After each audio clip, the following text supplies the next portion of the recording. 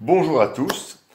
Voilà, vous m'avez rendu donc un travail le 23 décembre qui consistait à calculer les dimensions d'une cuve cylindrique qui devait contenir de la peinture. Donc par exemple pour y plonger pour peindre des portières d'automobile. Vous m'avez tous rendu un travail qui est partiellement correct, qui comporte toute une série d'éléments tout à fait corrects et une série d'éléments erronés qui vous conduit malheureusement à une mauvaise réponse. C'est pourquoi je vous propose cette petite vidéo dans le but de vous aider à corriger votre travail sans vous servir la réponse sur un plateau d'argent. Alors, j'ai ici un élève qui me propose de calculer le volume de ce cylindre en faisant la base fois la hauteur. La base, c'est quoi? C'est la surface du disque ici fois la hauteur.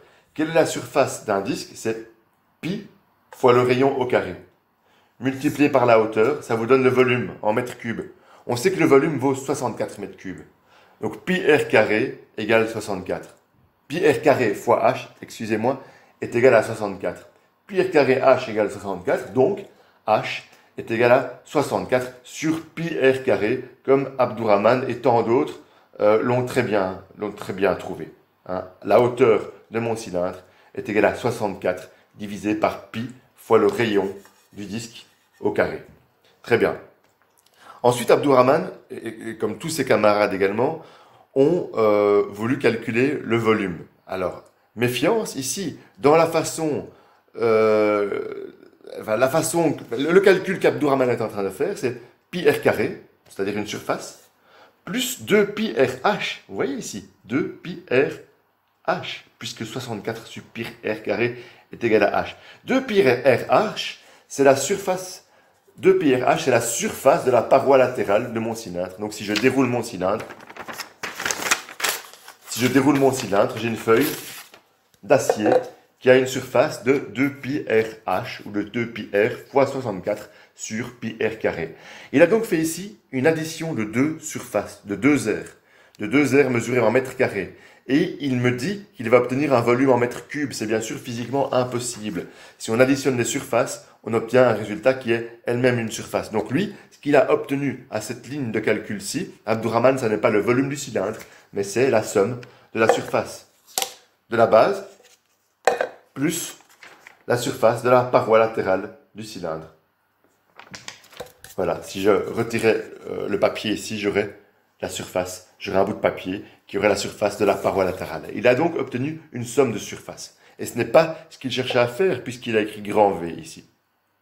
Par conséquent, à partir de ce calcul-là, il essaie de recalculer un H sur base d'une formule correcte. V sur base, c'est correct, mais son volume n'est pas un volume. Son volume ici est en fait une somme de deux surfaces. Il va donc obtenir un calcul de H qui est erroné. L'autre question que je me pose, c'est pourquoi avoir souhaité recalculer H alors qu'il l'avait déjà calculé.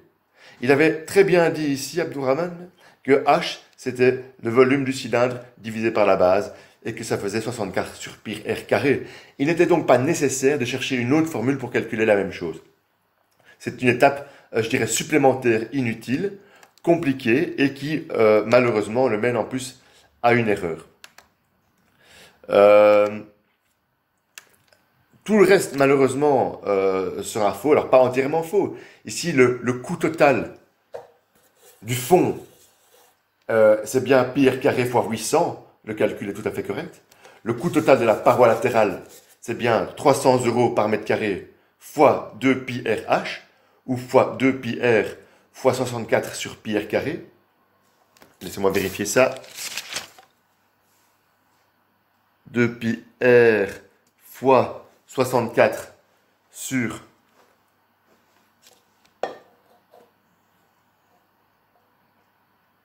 pi r carré, et il y a bien sûr le 300 ici, c'est tout à fait correct. Mais bien entendu, la suite sera fausse, puisque il avait un calcul de h qui était faux. Alors, moi je vous propose de repartir avec cet exercice-là. Considérez que le calcul de h ici est tout à fait correct. H est bien égal à 64 sur pi r carré. Considérez que le calcul du coût du fond 2pi RH fois 300 est tout à fait correct ici. 2pi RH. Ce H doit être remplacé par 64 sur pi R carré. Ce sera tout à fait correct. Sommer ces deux coûts pour obtenir le coût total de la fabrication de votre cylindre. Réalisez la dérivée. Dites que la dérivée est égale à 0. Cherchez la valeur de R. Hein, et à partir de la valeur de R qui annule la dérivée, cherchez la valeur de H. Comment vous allez chercher la valeur de H? Mais si vous connaissez R, vous revenez dans cette formule-ci. Hein, le R est ici au carré au dénominateur et vous pouvez en déduire H. Je vous laisse faire ça seul, collaborer, travailler ensemble. C'est bien ça le but du travail d'équipe, du devoir maison, c'est de pouvoir collaborer entre vous. C'est pas du tout interdit. Alors regardez ce que j'ai fait ici. J'ai pris GeoGebra. Si vous n'avez pas GeoGebra, vous pouvez le télécharger gratuitement en ligne. Si vous avez la flemme, vous tapez dans Google tracé graphique online ou traceur de graphique en ligne et vous trouverez plein d'applications gratuites qui vous permettent de tracer de très beaux graphiques en ligne. Alors j'ai tracé la fonction ici de mon coût total de fabrication de mon cylindre. Donc 800 fois pi fois x au carré, x étant R, plus 600 fois 64 sur x, et j'obtiens une ligne droite que je trouve très dérangeante parce que je ne sais rien en faire. Sur mon axe des y, j'ai bien le coût total de la fabrication de mon cylindre, et sur l'axe des x, sur l'axe des abscisses, j'ai bien le rayon, donc c'est la valeur de x, x c'est le rayon du disque ici. Alors comme j'ai fait mon travail correctement, j'ai fait le calcul de la dérivée correctement, j'ai dit que ma dérivée devait être égale à 0. J'ai résolu cette équation-là pour trouver la valeur de R qui annulait ma dérivée. Et je vais vous donner la réponse. J'ai trouvé un R qui valait 5,25 mètres. Excusez-moi, je me trompe. J'ai trouvé un R qui valait 1,97 mètres. C'est un arrondi. J'en ai déduit que si R valait 1,97 mètres, la hauteur de mon cylindre valait 5,25 mètres. J'ai donc été dans GeoGebra.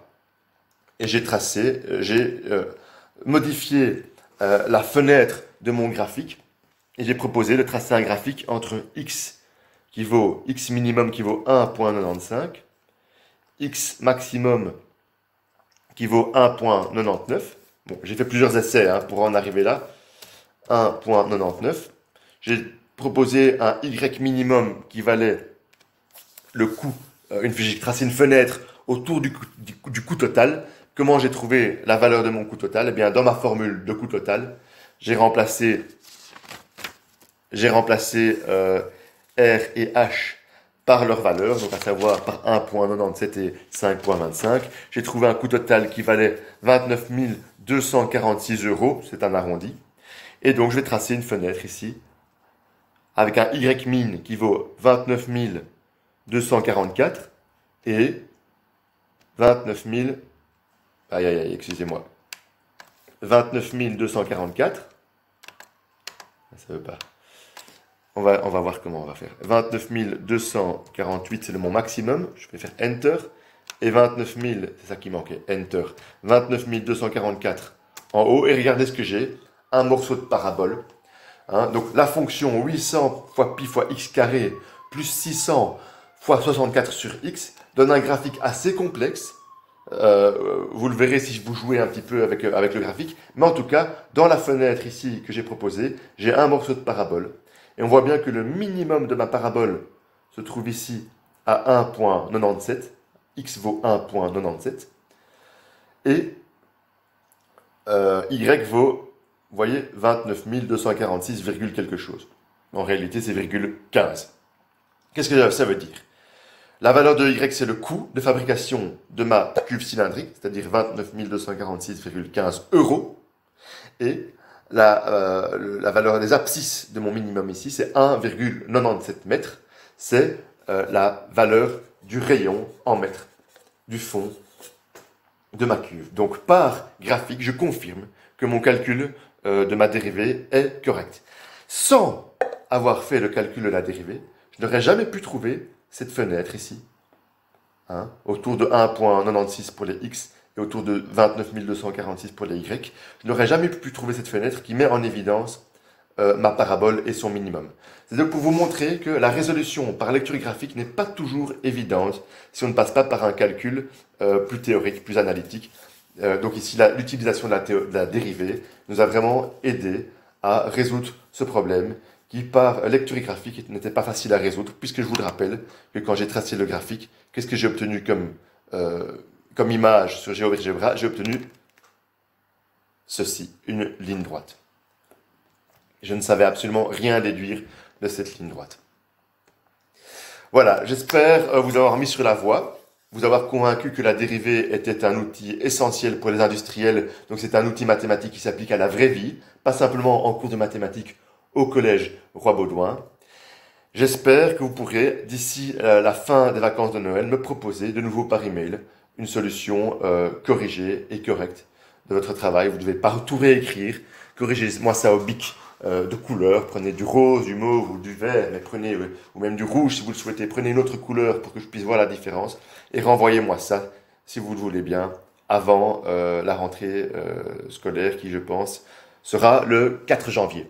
Un grand merci à vous et bonne détente de Noël.